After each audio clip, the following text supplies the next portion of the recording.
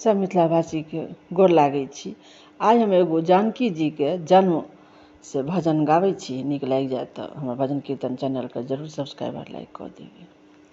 एलै बैसाख मास, एलै बैसाख मास, एलै नौमी तिथ, एलै नौमी तिथ, एली जानकी प्रगट भेली इजोरिया में, एली जानकी प्रगट इजोरिया में, एलै बैसाख मास, एलै नौमी तिथ, एलै नौमी तिथ, भेली जानकी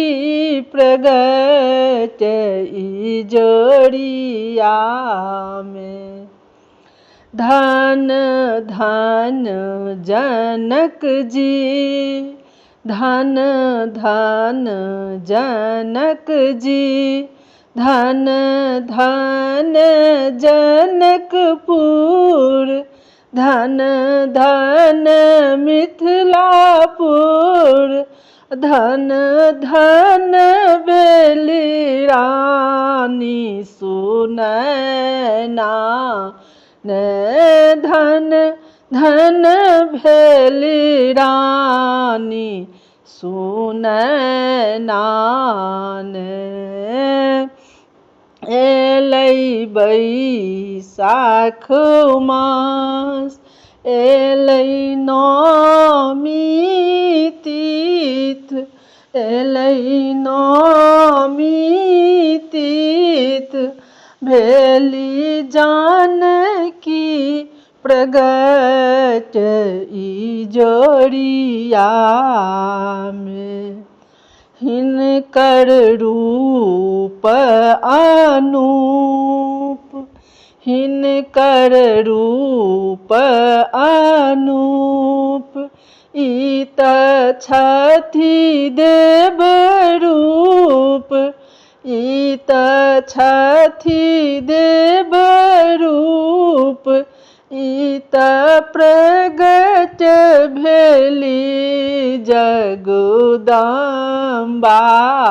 में, ई तऽ प्रगट भेली जगदम्बा में, एलै बैसाख मास, एलै नौमी तिथ, एलै नौमी तिथ, एली जानकी प्रगट इजोरिया में, एली जानकी प्रगट इजोरिया में। सब मिथिलावासी के हमरा तरफ से बहुत बहुत धन्यवाद। जानकी जी के भजन जे नीक लागि जायत तो हमर भजन कीर्तन चैनल के जरूर सब्सक्राइब और लाइक कऽ देबै। जय मिथिला, जय मैथिल, जय जय।